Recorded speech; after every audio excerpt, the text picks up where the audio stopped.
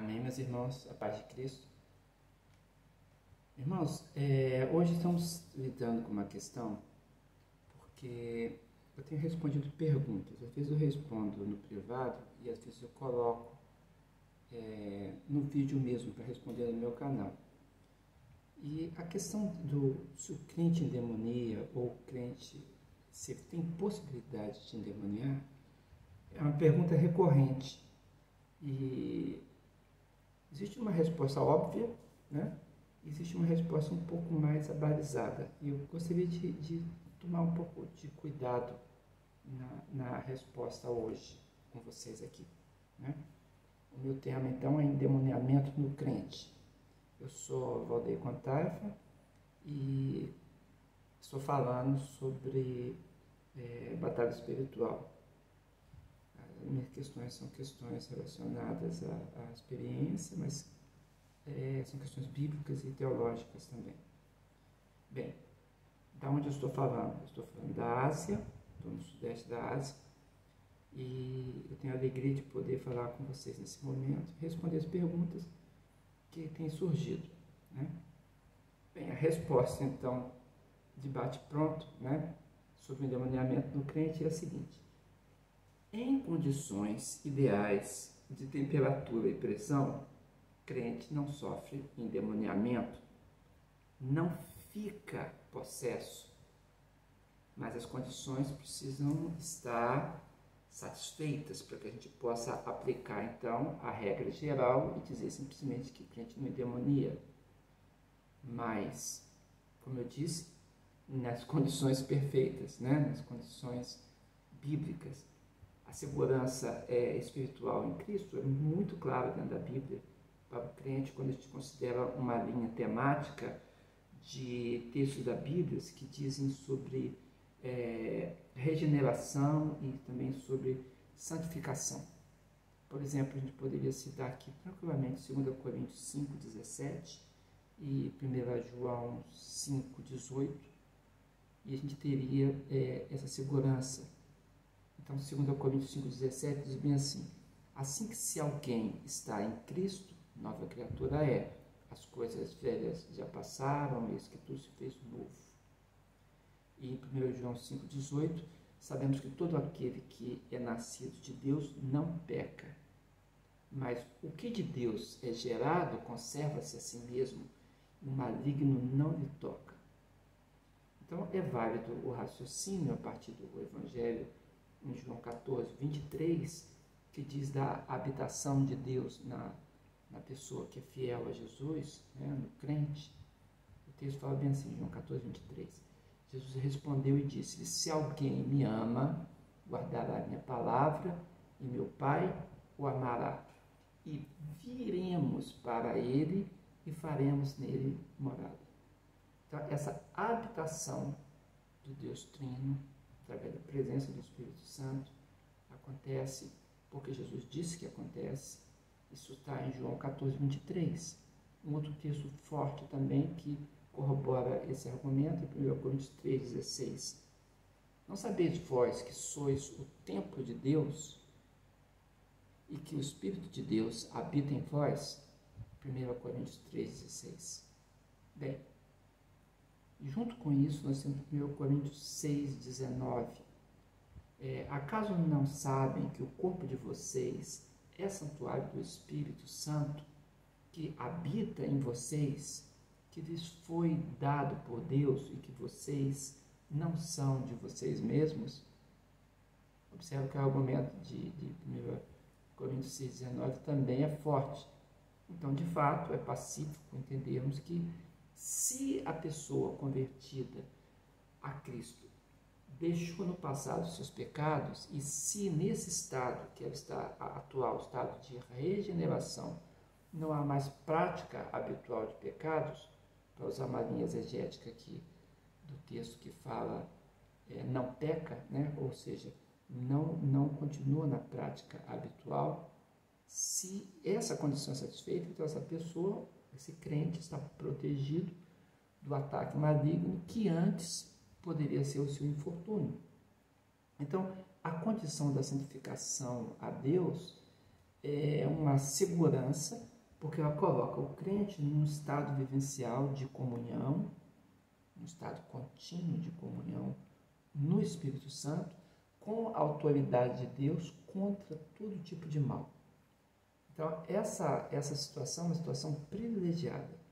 Efésios 6, 11 fala bem assim: revestivos de toda a armadura de Deus, para que possais estar firmes contra as astutas ciladas do diabo. Então, existe uma condição de santificação e uma condição de autoridade e de enfrentamento do mal e de firmeza no Espírito Santo. Salmos 121, versos 7 e 8 também diz bem assim: o Senhor o protegerá de todo mal, Ele protegerá a sua vida, o Senhor tomará conta da sua entrada e da sua saída, agora e sempre. Então é um texto também que dá muita segurança e nos dá entendimento nessas coisas que estamos iniciando aqui a dizer, né? O Senhor me livrará de toda obra má, diz 2 Timóteo 4,18, palavra do apóstolo Paulo, e guardar-me-á para o seu reino celestial, a quem seja glória para todos sempre. Amém. Então, se o Senhor livra de toda obra má, se o Senhor guarda o crente para o reino celestial, se o Senhor protege do mal, se protege a sua vida, se Ele toma conta da entrada, da saída, se Ele reveste o crente de armadura e dá autoridade contra o mal, então nós temos uma situação privilegiada, né? E o texto de Tiago, carta de Tiago 4, 7, diz bem assim: sujeitai-vos, pois, a Deus, resisti ao diabo, e ele fugirá de vós. Então, são as boas condições que tornam o crente fortificado e inteiramente seguro na presença de Deus, né? Contudo, há porém. Por que eu falo do porém? Porque o crente foi chamado e tem sido santificado especialmente para viver na presença de Deus. O ambiente do crente, a atmosfera do crente é a presença de Deus. Não há caminho alternativo na vida espiritual longe da submissão e da dependência da comunhão contínua com Deus. Por isso que Tiago falou: sujeitai-vos a Deus, olha a condição, e resistir ao diabo, e o inimigo foge. Por quê? Por causa da sua vida? Não, por causa da sujeição a Deus, por causa do ambiente, da atmosfera, da autoridade, do fluxo da bênção de Deus. Então, Jesus não planejou um plano B para nós. Não existe um plano B para a vida do crente. Na verdade, a Bíblia diz que o caminho de Deus é perfeito. A palavra do Senhor é provada e é um escudo para todos os que nele confiam. É o Salmo 18, verso 30. Mas então, o que acontece se o crente decidir por si só, uma decisão dele, se afastar do caminho de Deus para seguir os seus próprios impulsos e não seguir a direção de Deus? Se o crente quiser se afastar, isso é possível? Sim, é possível, embora não seja desejável, mas é possível. É um erro imenso. Contudo, pode existir essa condição de alguém sair do caminho e entrar num desvio de rota. E a Bíblia diz sobre isso. Numa situação extrema de pecado, o apóstolo Paulo até recomendou, eu estou falando de 1 Coríntios 5,5, a situação extrema de pecado, o apóstolo Paulo recomendou a exclusão da pessoa do meio protegido da igreja para o âmbito da destruição que Satanás desempenha no mundo. 1 Coríntios 5,5 é muito forte, mas a dura lição que o apóstolo Paulo diz em 1 Coríntios 5, ela tem como objetivo a salvação, o objetivo é salvífico. O apóstolo explica bem assim: seja entregue a Satanás para a destruição da carne, é o verso 5 mesmo, de 1 Coríntios 5, para que o espírito seja salvo no dia do Senhor Jesus. No dia do juízo, a salvação, então, estaria efetuando para esse que foi corrigido, duramente, ferrenhamente corrigido, né? Numa outra situação, o escritor de Hebreus, tratando em termos bem graves sobre disciplina e correção, ele avisa que, bem assim, bem forte, né? Ninguém se prive da graça de Deus. É um aviso tremendo, né? E ele fala assim, e que não se deixe ficar amargo e que não se torne alguém sem arrependimento verdadeiro. Eu estou dizendo de Hebreus 12, verso 15, 16 e 17. Então existe uma advertência para ninguém se privar da graça de Deus. É uma forte exortação contra a consequência do autoafastamento da presença de Deus, que é o que nós estamos falando.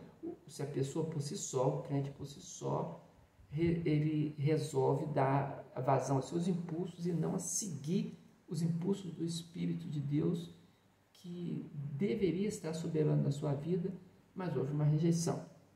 Então, quanto ao endemoniamento, o que a Bíblia diz então? Bem, a Bíblia fala sobre isso? Ela fala sobre isso. O tema costuma ser evitado por nós pastores no ciclo da liderança evangélica, porque entra no âmbito da exceção. E não é bom te trabalhar com exceção, né?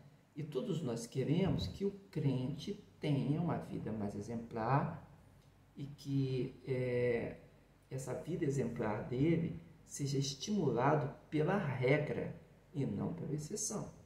Estimulado pelo quê? Estimulado pela segurança que a Bíblia dá ao crente, né?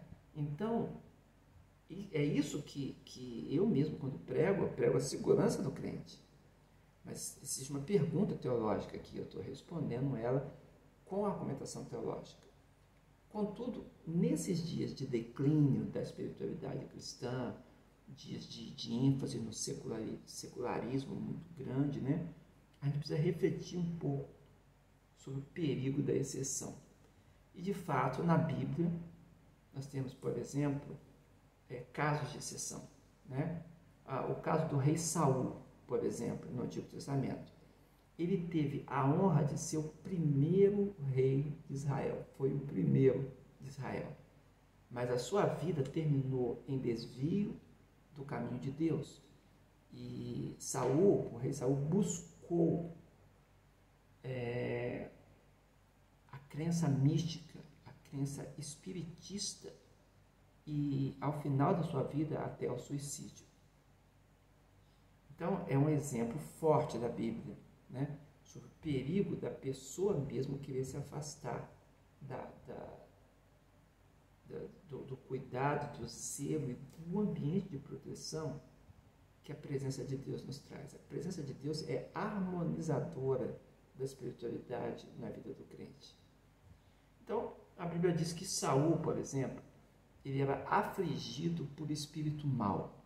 Isso está em 1 Samuel 16, verso 14. Alguns estudantes da Bíblia, alguns estudiosos, procurando resolver essa questão do domínio de Deus sobre o mundo espiritual, opinam que aqui, no caso de 1 Samuel 16, seria um espírito que traz ruína e não propriamente um demônio, espírito demoníaco.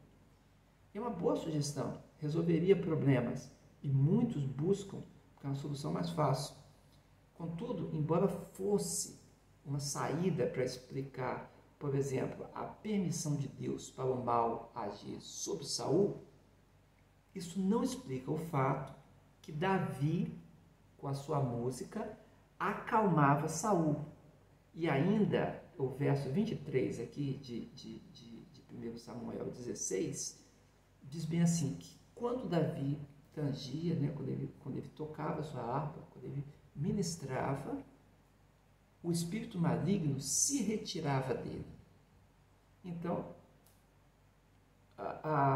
esse espírito que afligia não era só um espírito de ruína, tipo um anjo que estava pesando a mão sobre ele.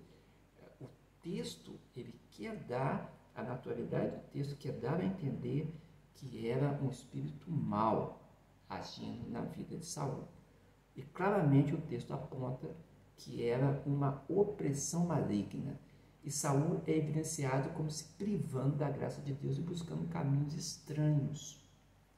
Um outro caso de pessoa atormentada pelo mal foi Judas Iscariote. Judas foi um dos apóstolos de Jesus. E a Bíblia diz objetivamente, em Lucas 22, verso 3, que Satanás entrou em Judas, chamado Iscariotes, que era um dos 12, ou seja, um dos privilegiados, um daqueles que tiveram o privilégio de estar com o nosso Senhor, o Rei da Glória, quando Jesus estava aqui na sua encarnação, manifestado em carne, vivendo como um homem, né? Então, Judas permitiu que Satanás entrasse, porque a Bíblia diz isso em Lucas 22, 3. Satanás entrou em Judas. Por motivo da traição de Judas, ele não é um personagem muito observado, né? Mas a Bíblia diz em Lucas 9, 12, no Lucas 9, verso 1 e verso 2, queria enfatizar o verso 2, né? Que todos os apóstolos eram ativos e engajados na obra de Cristo. Porque o texto de Lucas 9, 1 e 2 diz sobre Jesus Cristo bem assim: deu-lhes poder e autoridade sobre todos os demônios e para efetuarem curas. Também os enviou a pregar o reino de Deus e a curar os enfermos. Isso foi dado aos 12 apóstolos, e Judas era um dos 12. Então, Judas era um crente com autoridade espiritual, pelo contexto que nós estamos vendo aqui na Bíblia. A Bíblia não menciona se ele exerceu plenamente o que ele recebeu, né? Pode bem ser o caso de Judas, como aquele que Jesus fala em Mateus 25, verso 27, Mateus 25, verso 25, 26, 27, quando fala dos talentos, né? Daquele que foi negligente e escondeu o talento que recebeu, né? Mas isso não foi relatado na Bíblia, se Judas não exerceu. A Bíblia diz que os 12 receberam e que eles tinham alegria em realizar isso. O que sabemos é que foi autorizado a exercer a autoridade espiritual por ter sido um dos 12 apóstolos de Jesus e autoridade espiritual sobre os demônios e também realizar curas. Então, o que aconteceu aqui foi que Judas abriu a porta da sua vida para Satanás entrar. Isso jamais seria possível se ele estivesse nas condições espirituais de comunhão e santificação a Deus, que foi os primeiros textos que eu li, né? Isso dá isenção para que o crente seja livre do mal. A lição aqui não é difícil de entendermos, não, né? O crente não é influenciado por demônios pelo motivo de estar continuamente ligado com Jesus. Mas se assumir uma posição desastrosa quanto ao pecado, eu estou citando como exemplo 2 exemplos desastrosos, Saul no Antigo Testamento e Judas no Novo Testamento, né? Essa pessoa abandonará a proteção tão certa que obtém no fluxo da bênção do Espírito Santo, que é a santificação e o serviço cristão. Santificação e serviço cristão são o fluxo da bênção de Deus na vida do crente. E Jesus exortou com muita veemência, ele fala bem assim em João 15, verso 5, sem mim nada vocês podem fazer. Uma tradução muito boa fala assim, sem mim não podem fazer coisa alguma, vocês não podem fazer coisa alguma. Então alguém poderia questionar, mas Saul e Judas eram crentes? Segundo a Bíblia, a resposta é afirmativa. Outra pergunta, eles eram salvos? Aí a resposta não é simples, né? Uma resposta mais complexa. Contudo, os frutos produzidos por eles não foram frutos de arrependimento. E Mateus 3, verso 8, 9 e 10, nos diz para produzirmos o fruto de Deus, o fruto que Deus espera por motivo do juízo. É a palavra de João Batista. Então, o fruto que Deus espera de nós é frutos que sejam dignos de uma pessoa arrependida. Então, podemos dizer, biblicamente, que eles, Judas e Saul, eles encaixam em Hebreus 6. Porque o texto de Hebreus 6 fala bem assim: já uma vez foram iluminados e provaram o dom celestial, e se fizeram participantes do Espírito Santo, e provaram a boa palavra de Deus e as virtudes do século futuro, mas eles recaíram. Hebreus 6, verso 4, 5 e 6. Então, embora, eles recebessem a chuva sobre a sua terra, eles não produziram erva proveitosa. Vale a pena ler o texto de Hebreus 6, porque fala exatamente essa metáfora da terra que recebe a chuva, que seria proveito para produzir bom fruto. Mas ao invés de produzir bom fruto, o que acontece? Fala assim, a produção passa a ser espinhos e abrolhos, e então é reprovada, e perto está da maldição, e o seu fim é ser queimada. Hebreus 6, versos 7 e 8. Então, não é um entendimento fácil, mas é um entendimento bíblico, Lembrando aqui também da parábola do semeador em Mateus 13, que nos ensina que alguns recebem a semente da palavra de Deus e até reagem bem, brotando até com alegria, mas não tem raiz em si mesmo, antes é de pouca duração e chegada à angústia e à perseguição por causa da palavra, logo se ofende. Mateus 13, verso 20 e 21. Outros, na parábola do semeador, são do tipo que ouve a palavra, mas os cuidados deste mundo e a sedução das riquezas sufocam a palavra e a pessoa fica sem fruto. Mateus 13, 22. Para Jesus não basta apenas que alguém receba a palavra por algum tempo. A salvação para Jesus pressupõe um vínculo contínuo e persistente. Então Jesus disse em Mateus 13, 23, mas o que foi semeado em boa terra é o que ouve e compreende a palavra e dá fruto. E um produz 100, o outro 60 e o outro produz 30. A compreensão da salvação, então, aqui é que a salvação da alma, pressupõe frutos constantes. Se o fruto é apenas temporário, temos em realidade aquele texto exortativo de Mateus 7, verso 22 e 23. Muitos me dirão naquele dia, fala Jesus Cristo: Senhor, Senhor, não profetizamos em teu nome? E em teu nome não expulsamos demônios? E em teu nome não fizemos muitas maravilhas? Aí Jesus fala bem assim: então lhes direi abertamente, nunca vos conheci. Apartai-vos de mim, vós que praticais a iniquidade. Observe que essa é a condição que Jesus fala. Então não é uma pessoa que não produziu fruto. Recebeu a semente brotou, começou a crescer, houve fruto, mas não houve constância. E Jesus amaldiçoou a figueira que ele procurou e só tinha folhas.